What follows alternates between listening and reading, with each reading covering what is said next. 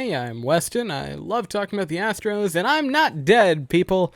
I've just been essentially inactive for about a week and a half or so, really since the Astros Awards, which feels like forever ago at this point. I'm back, and you're probably asking, Weston, nothing's been happening. The World Series ended a week ago. Why are you waiting till now to talk about anything? Well, I don't have a good reason other than it's been a crazy week. I had a lot of stuff going on.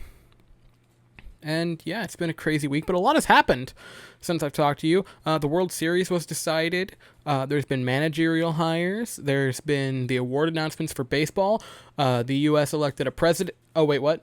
Oh, I'm getting something here. Oh, we're not going to know the results till like mid-December? Oh, that's great. I guess we didn't yet. I don't like to get political, but I will say this. Congratulations to avid Astros fan and pirate impersonator Dan Crenshaw for winning his re-election bid. Now, on to the past week of what's happened in baseball. There's quite a bit that I was able to find and that I wrote down here, starting with the World Series. The Dodgers won it. Rays, I'm going to be honest with you, Rays. I wasn't going to be that mad at you if you won it. I was going to be very happy for you. I was going to say, you know what? Hey, you took us out, but at least you knocked the Dodgers and the Yankees out on the way. So you know what? You're all right. But then you didn't. You let the Dodgers win. And now you let all the Dodgers fans get cocky about how, oh, we won it when we didn't have to face the cheaters. Rays, you were so close. You were right there. Yo, you had the momentum. You walked off game 5, I believe. Or was that game 4? You broke the string. You broke the trend of all teams that beat the Astros when the Astros were in the AL playoffs of winning the World Series. The Royals did it in 15. The Red Sox did it in 18. The Nationals did it in 19. You could have done it, Rays. You could have been the 2020 Rays to go win the World Series after knocking off the Astros like everyone else has done. But no. You had to lose to the Dodgers. The highlight, the only reason I'm not just wanting to cry is Kershaw gets his ring and finally gets to get the monkey off of his back of postseason Kershaw. I quite love Clayton Kershaw, so I'm happy for him that he gets that off of his back. But at the same time, I hate the Dodgers as a whole. And I would have much preferred, a couple years free agency, go somewhere else, then win the World Series. That would have been great. But he gets it in LA where his legacy will forever be tied. And I will say this for Kershaw, this was sort of like the last achievement to get for him. Like he had a Hall of Fame career by the time he was 27. I believe it was 3 Cy Youngs, an MVP, and 6 All-Stars, or All-Star appearances. He has had an incredible career. And the ring just puts an exclamation mark on it. Easy first ballot Hall of Famer. It's not even going to be a question. Now, the big storyline out of the World Series was, at first, it was the insane play that walked off Game 5, what even happened there. But then, pulling Snell in Game 6, after I believe it was 5 1/3 innings. It was in the 6th, I remember. And, man, that decision just went to crap real quick. It seemingly backfired as soon as it happened. The next batter was, I believe, a double. After they pulled Snell gave up the single. Then I believe it was a double single that scored the 2 runs. They got out of the inning. Next inning, home run. That was it. I believe Game 6 ended 3-1 for the Dodgers. And it was a rough game for the Rays to lose that way. It always sucks losing the World Series. I can speak from experience from last year. So I give them my condolences, but at the same time, come on, you were supposed to knock them out. You were supposed to take them out. You were finally going to do it. You're finally going to do it for Moneyball. But you failed. Rays still had a great season. And if there are any Rays fans watching, if any of the 10 are watching, congratulations, you had a very, very good season. And you should be proud. Hopefully you knock the trend of picking up an extra win in the World Series every time you're there. Hopefully you don't have to wait another 2 World Series before you actually, win one. Now, outside of the World Series, by the way, Corey Seager was named MVP. On to the next thing. 2 managers have been hired so far in the season. The first one is very confusing, and the second one is a no-brainer. The first one was Tony La Russa being named as the White Sox new manager. You might be saying, Tony La Russa, I think I've heard that name before. Yes, probably, because he's in the Hall of Fame.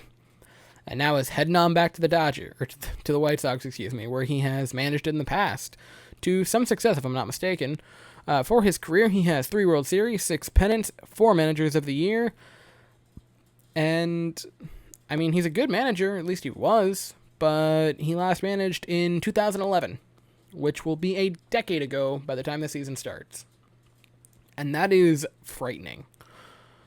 You wouldn't see that. You don't see that much. You don't see a manager that's been out for a decade getting hired. And the first one off the block, which there was another manager, I'll get to that in a second, who went to a rival, I'll get to that in a second, who was available and right there. But no, Tony La Russa is the first manager off the board.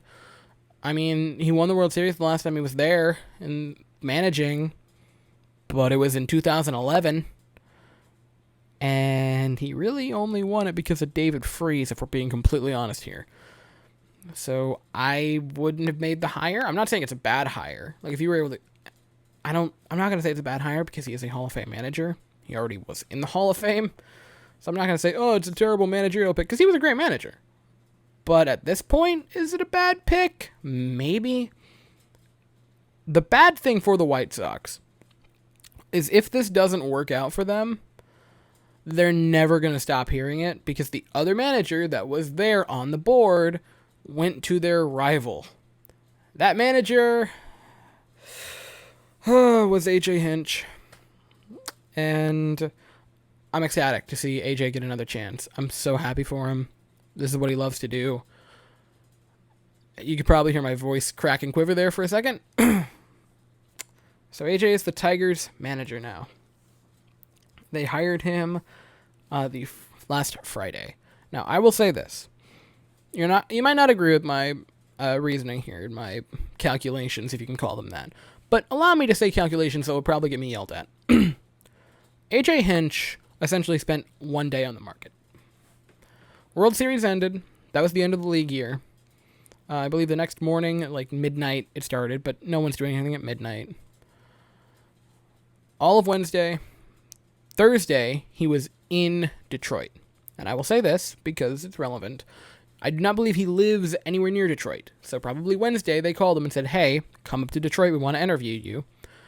They said that all of Thursday he spent with the manager, or not with the manager, but with the general manager, owners, higher-ups, just talking. They spent like the entire day. I think I read somewhere it was like from 9 o'clock onward for the rest of the day. And they started working on a contract Thursday night. Friday morning he signed it, and my heart broke a little bit. Obviously, we were not going to bring AJ Hinch back. Made it very clear that we were moving on from him last offseason. But, man, it just breaks your heart to see it. Again, I'm happy for him moving on. And the Tigers fans, you guys got a heck of a manager in AJ Hinch. He is fantastic. He was against cheating. He tried to stop it. And they're getting a great manager. He has a World Series in 2017, a pennant in 2019, which also doubled as one of my favorite baseball moments of all time. His career record for the Astros in those 5 years was 481 and 329. That is a very, very good record. And he's only 46. So that is a massive thing. They are getting a very young manager, where if he works out, I'm not saying he is going to go for forever, but if he's the guy, which, let's be honest, he's the guy. He's a fantastic manager.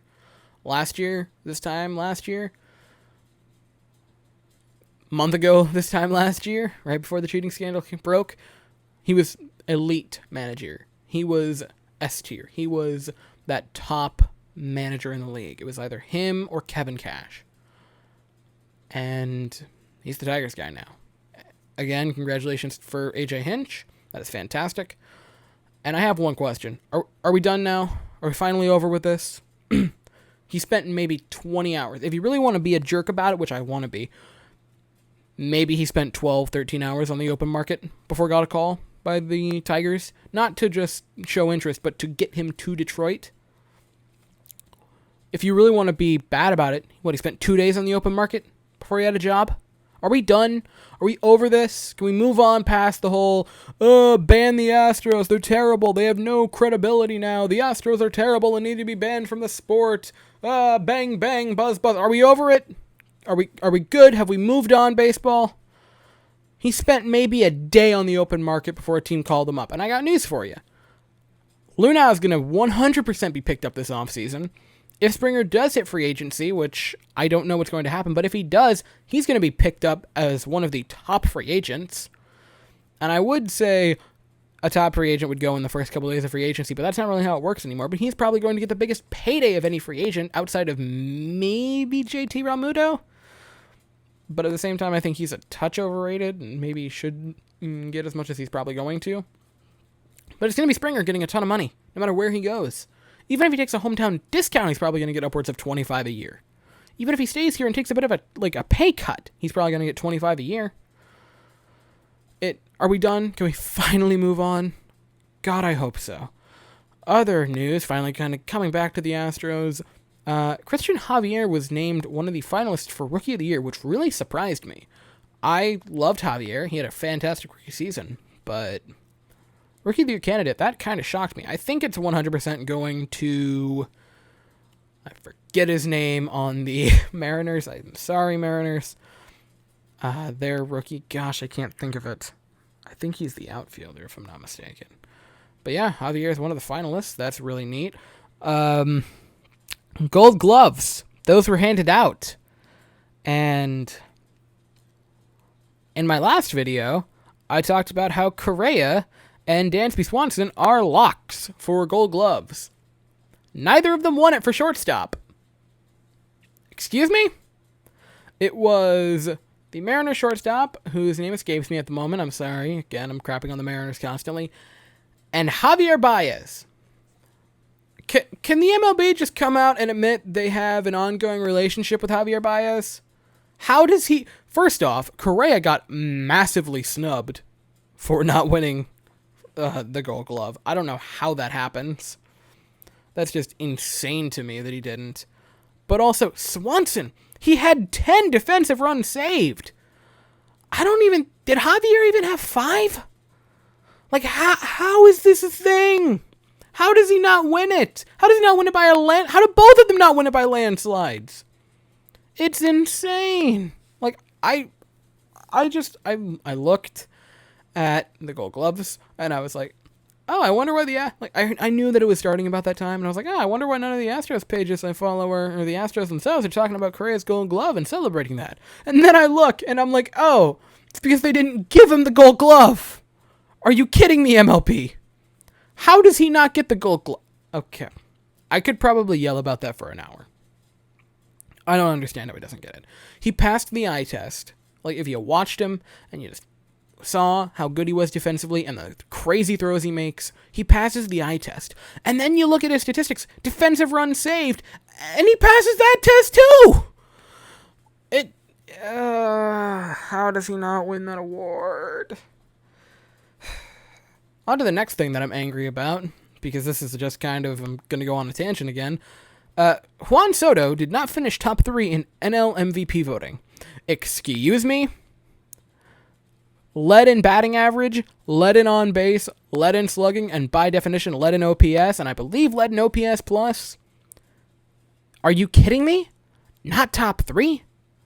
I understand that a lot of people want to say, well, it's because he missed the first week and plus with COVID. Okay, he still played 48 games out of 60. And if you want to just look at percentage, I believe it was a 490 on base percentage. It's almost a coin flip to if he's going to be standing somewhere on the bases. And he's not top 3? Are you kidding me?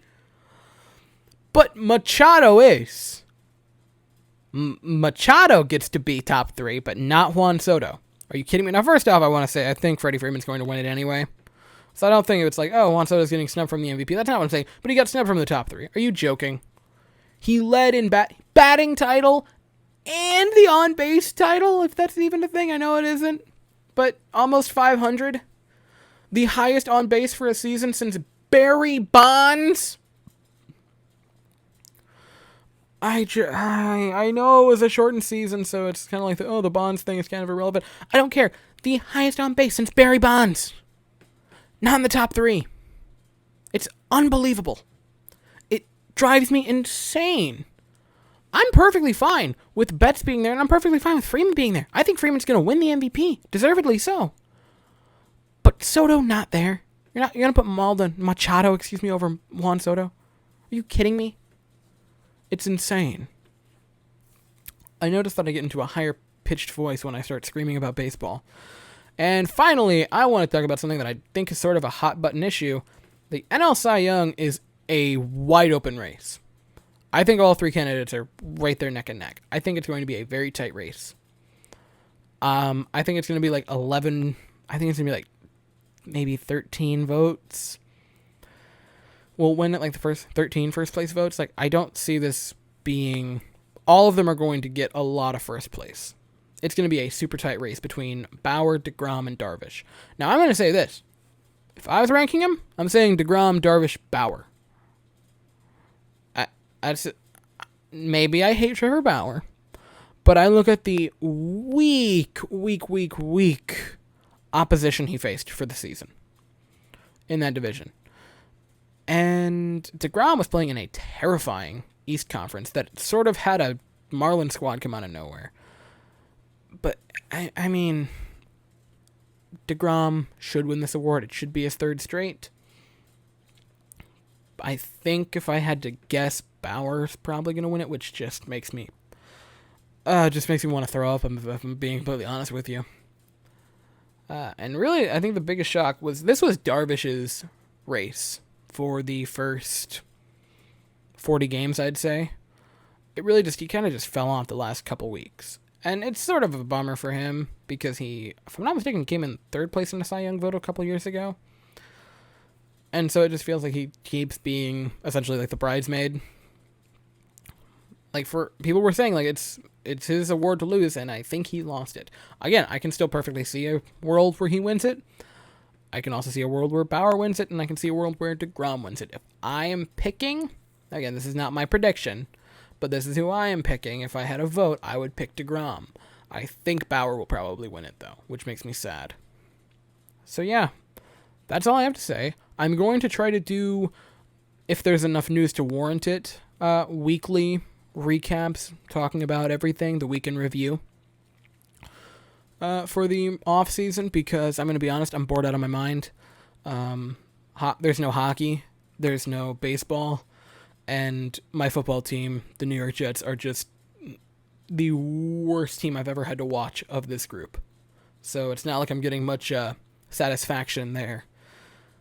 God, I miss baseball. I want it back. It's only been a week, but I'm already losing my mind. So thank you all so very much for watching. I hope you all have an absolutely fantastic day. And as always, go Stros.